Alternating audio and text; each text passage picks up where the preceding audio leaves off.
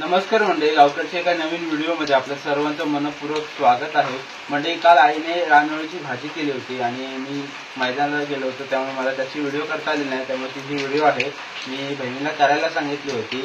तर मी संध्याकाळी आल्यानंतर आता मैदानावर आलो, तर ते आपण सकाळी जे रानवळ केलं होतं त्याची भाजी ही तयार आहे आणि ही कशा प्रकारे केली ही तुम्हाला या व्हिडिओमध्ये बघायला भेटेल। तर ही व्हिडिओ शेवटपर्यंत बघत राहा आणि अशाच नवीन नवीन व्हिडिओ पाहण्यासाठी आपल्या चॅनलला आजच सबस्क्राईब करून ठेवा। तर आता म्हणजे एकूणच आपण ही भाजी करण्यासाठी संपूर्ण त्याची जी प्रक्रिया कशी होती ते या व्हिडिओमध्ये तुम्हाला मी माझ्या बहिणीला शूट करायला सांगितली होती, ती पाहायला मिळेल। तर ही व्हिडिओ शेवटपर्यंत बघत राहा आणि व्हिडिओ कशी आहे ती मला कमेंटमध्ये नक्की सांगा। तर आता आपण व्हिडिओला सुरुवात करूया। मंडळी, रानवळीची भाजी करण्यासाठी आपण ते रानवळ तोडून आणलं होतं आणि ते चांगल्या प्रकारे त्याची पाने आणि दांड्या वगैरे वेगळे करून चांगल्या प्रकारे साफ करून ठेवलं होतं। तुम्हाला या व्हिडिओमध्ये पाहायला मिळेल।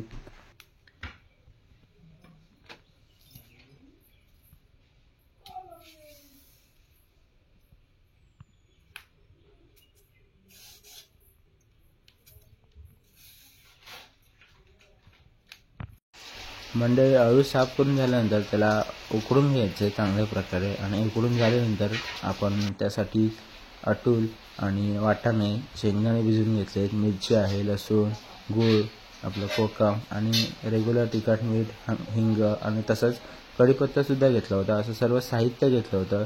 हे साहित्य घेऊन आपण त्याला चांगल्या प्रकारे फोडणी दिली होती गॅसवरती।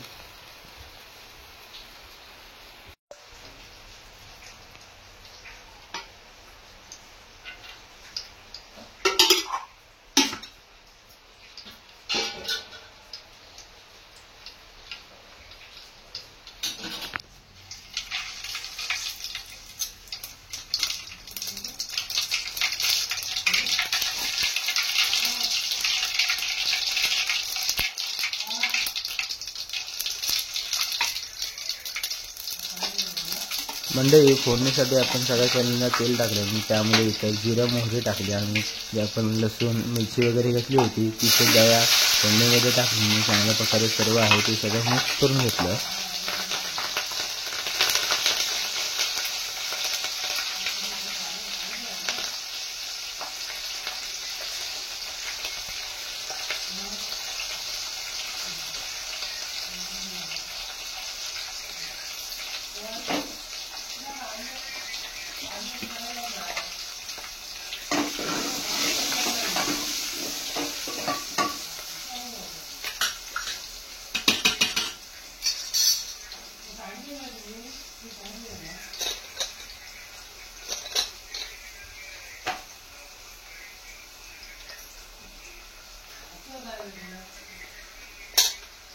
मंडळी, लसूण मिरची वगैरे टाकल्यानंतर आपण त्यामध्ये जो आहे तो कढीपत्ता टाकला, हळद टाकली आणि त्यानंतर आपण जे भिजवलेले शेंगदाणे घेतले होते ते टाकले, तसेच जे वाटाणे होते ते सुद्धा टाकलेत आणि जे आपण फणसाच्या बिया घेतल्या होत्या त्यासुद्धा यामध्ये टाकल्यात आणि हे सर्व आहे ते पुन्हा मिक्स करून घेतलं।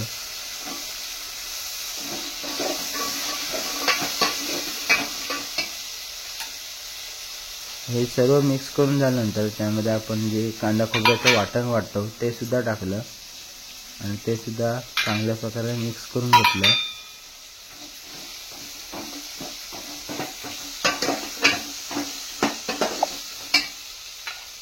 मसाला वगैरे मिक्स झाल्यानंतर त्यामध्ये आपण गूळ आणि जे कोकम घेतलं होतं ते सुद्धा टाकलं आणि ते सुद्धा चांगल्या प्रकारे मिक्स करून घेतलं।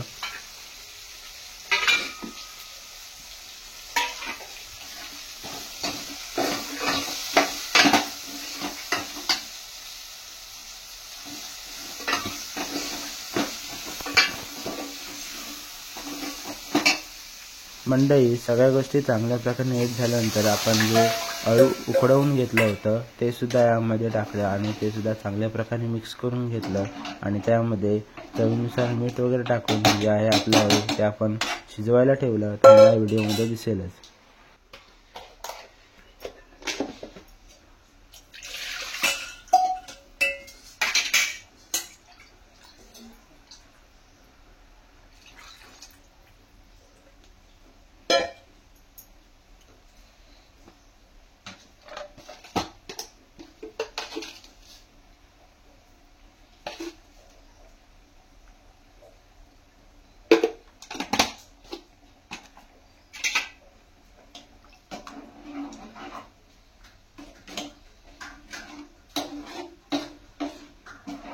तर मंडळी अशा प्रकारे आपण आहे ती रानअळूची भाजी केली होती. आता भेटूया एका पुढच्या व्हिडिओमध्ये. तोपर्यंत धन्यवाद.